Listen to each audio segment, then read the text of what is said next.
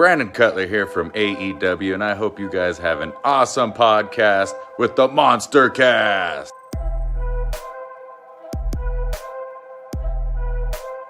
What's up, you guys? Sean Ross Sapp, Fightful here. You're watching the MonsterCast with Jack and Ryan. A big shout out to those fellas. Good people. Check them out.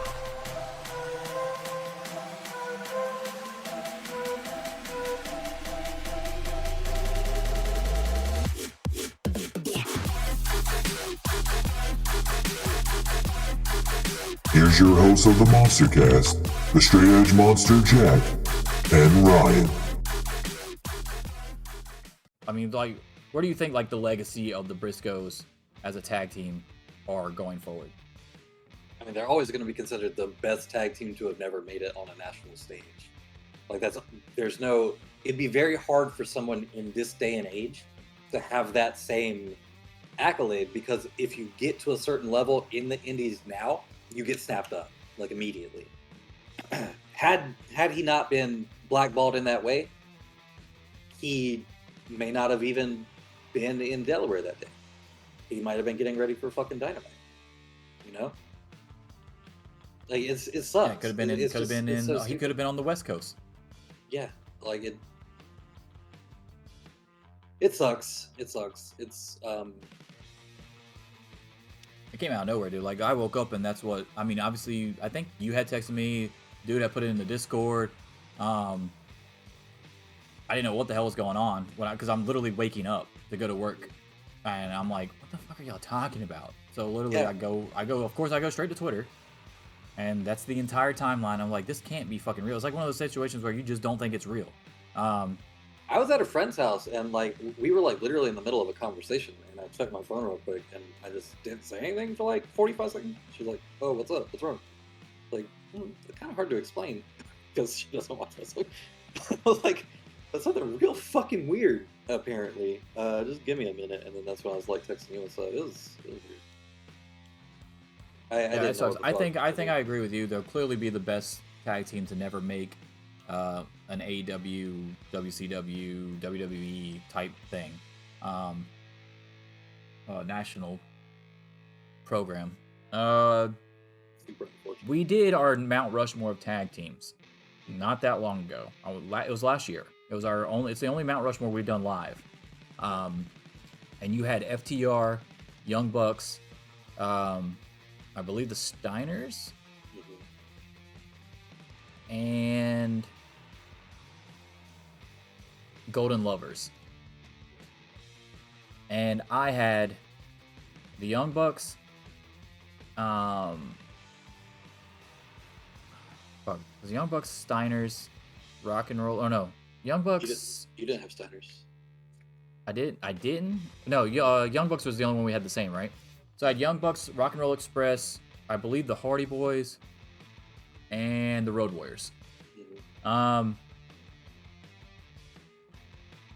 Clearly, if there was a tag team Mount Rushmore of independents, it's them, right? But how close do you think they would have been to, or not have been, but right now, obviously, how close do you think they are to the Mount Rushmore? They're not going to be on the Mount Rushmore, obviously, because they didn't get that global exposure or that national exposure.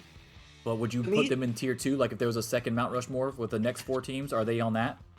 To me, they're like Guerrillas of Destiny in a way, where they're like, they're a really good, believable tag team, very intense. Like, you could throw belts on them at any time; it always makes sense. They're going to be competitive with anybody. You can put them in any company, and they'll do great. But yeah, I think not having that exposure at the higher levels or whatever, it makes it hard to put them there because it sort of lowers the influence that they have too. I feel like if they had ever gotten on to like the WWE stage, even AEW for long enough, it'd be a lot easier to make an argument for them being on it. And part of my thing with the Golden Lovers is just that there was like a synchronicity with them that you hadn't really seen and that made that more common and sort of branched out too, but also made it so that like it set a precedent for tag guys splitting up and being like very, very, very over solo acts. I would still justify that, but that's probably just me being super fucking biased for Omega and Ibushi too.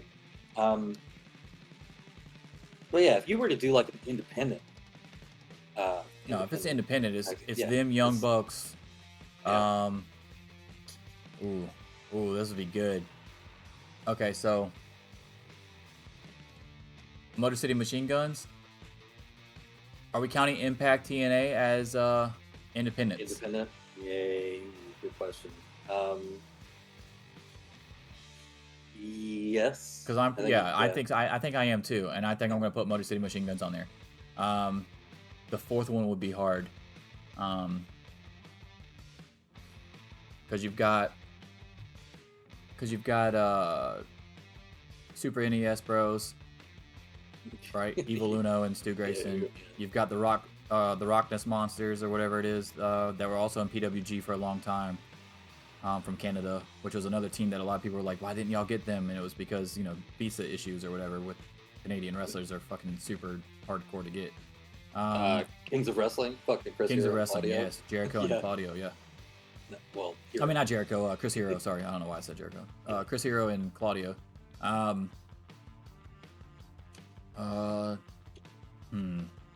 Yeah, that would be hard, but I feel like those three are definitely. I mean, Automatic. then the question becomes: are we also counting people who were huge on the independent scene, but then later were on a national stage? Because I feel like Red Dragon could be up there too. Oh yeah, Red But Dragon. they did the same act on. Yeah, I don't know. Yeah. We'd have to dictate rules a little bit better. But Well, there's I no think question that it's Briscoe's obvious number that one. Briscoes Yeah, would be there. Briscoe's number Yeah, one though. Yeah, for sure.